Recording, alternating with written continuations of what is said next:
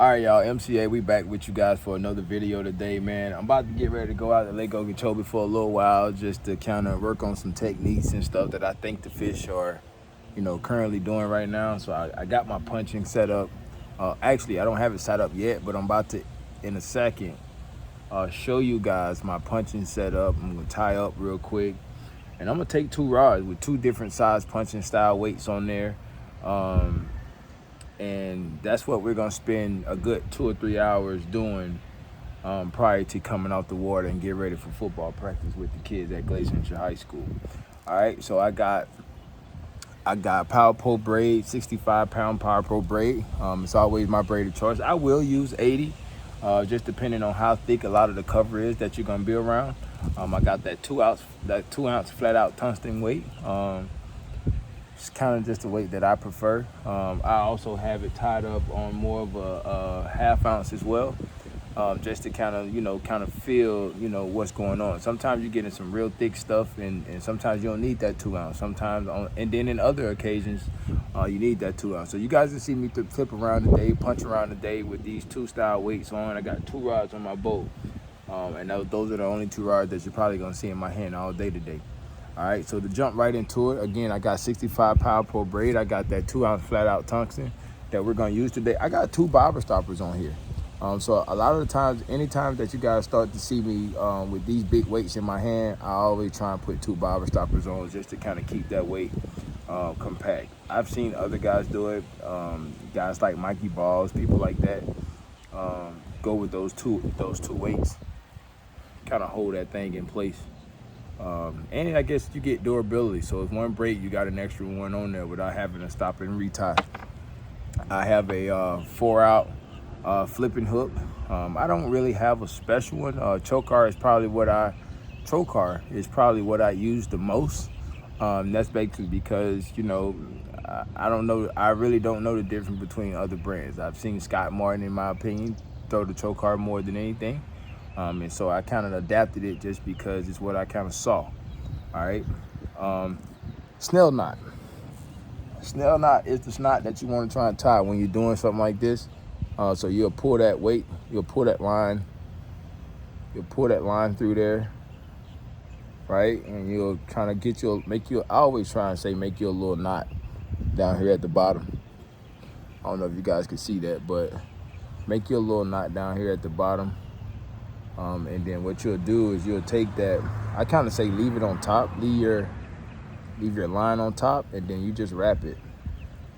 I always say wrap it 5-6 times just to kind of give yourself some good flex here.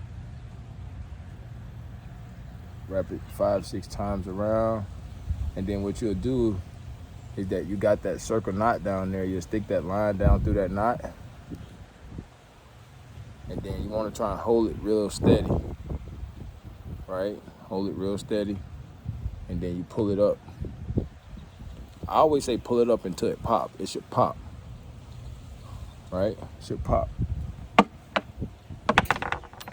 Here's what you want that hook to do.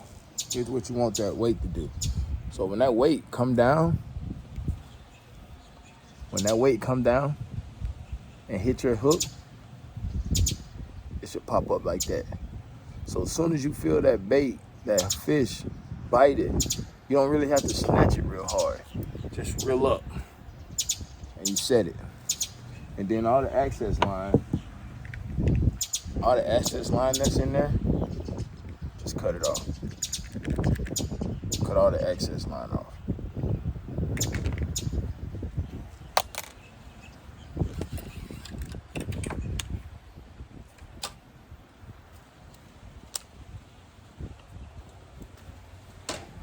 I got them bobber stoppers right there, yeah. I might want to move those down so it can help me a little bit.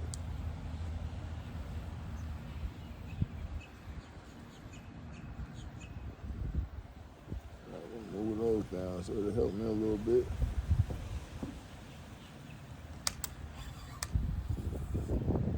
All right, bait of choice. It's my favorite, man. I like those crazy crawls. The crazy crawls just do it for me. Black and blue has always been my favorite color. You would go in through the top of that bait. Real simple stuff. Basically rig it similar to a Texas rig style bait. And there go my punching setup. And I'm ready to go. Alright, that's what you guys are about to see me use a whole lot of. Out here on Lake Okeechobee, I'm gonna go out here in some real thick, heavy stuff and get on the grass line and see if I can catch a giant. Y'all stay tuned.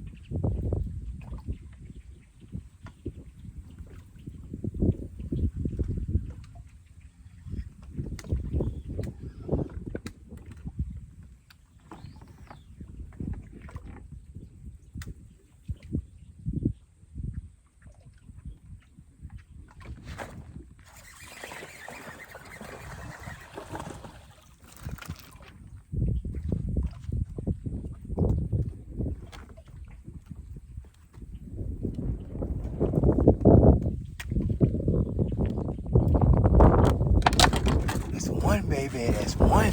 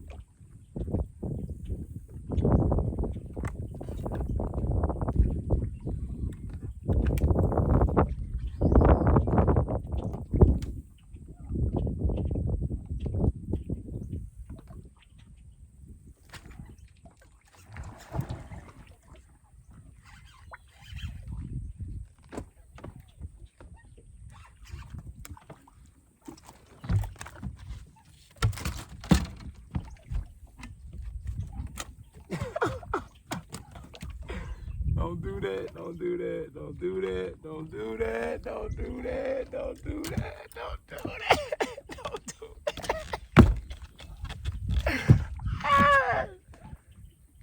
It's a nice one. Put that big weight in your hand and go fishing. They going nothing, y'all. We're gonna let him go though. We're gonna let him go. We're gonna let him go. We're gonna let him go. We're gonna let him go.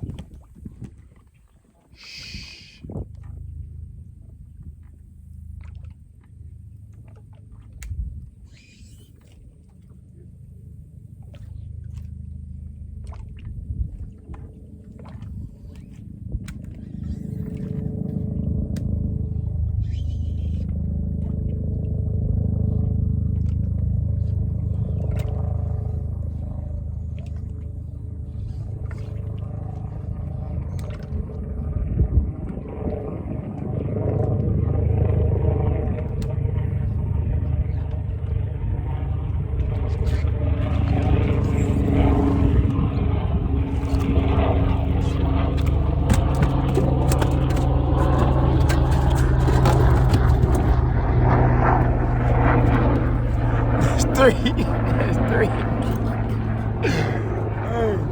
that's three. We're gonna let him go too. We're gonna let him go too.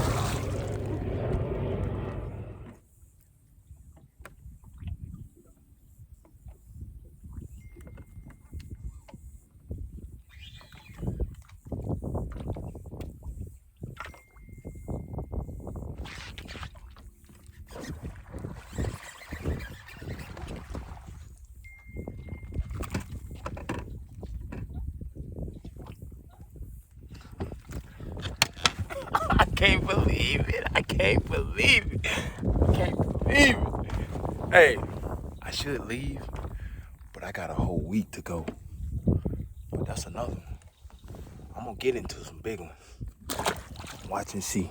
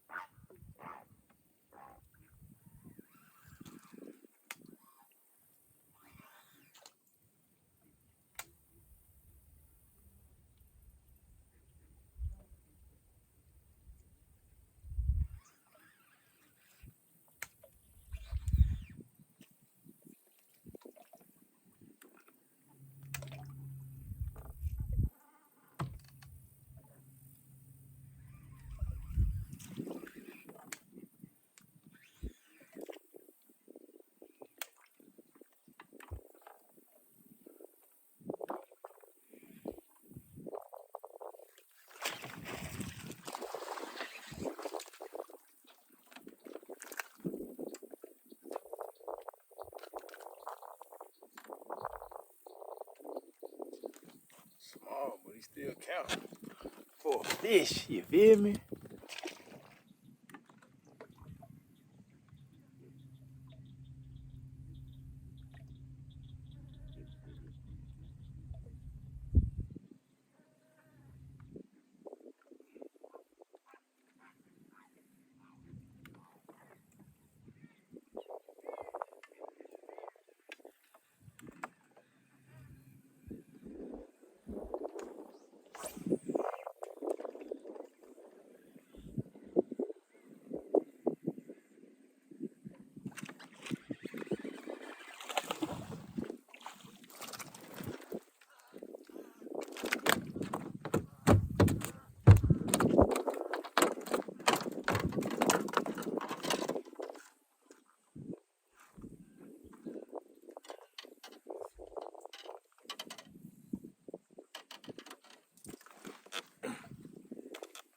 Nice little pound and a half.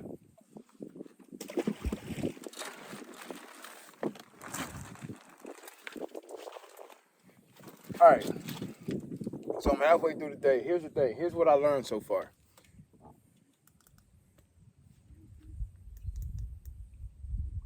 Here's what I learned so far. I gotta cut my power pole back on. Here's what I learned so far. There are fish here. That's cool. All right, came out here, got it done. Did what I wanted to do. That's the most important thing. Just being able to do what you came out here to do. Put that big weight in my hand and I went to work. That's all you can ask for. Caught 5-6 fish. No, I probably could have caught some bigger ones, but you know, it is what it is. I got bit. That was the goal. Thank you guys for watching another episode of MCA. Put that big weight in your hand, man. See what you can come up with. I do think that was a difference between where I kind of caught those fish at versus pushing out down further. It changed dramatically. And so I know now I need to look for that kind of stuff. I'm going to tell you what that kind of stuff is, though. But yeah, you need to find that kind of stuff. But again, thank you guys for watching another episode of MCA. I just said that. But anyway, we're out.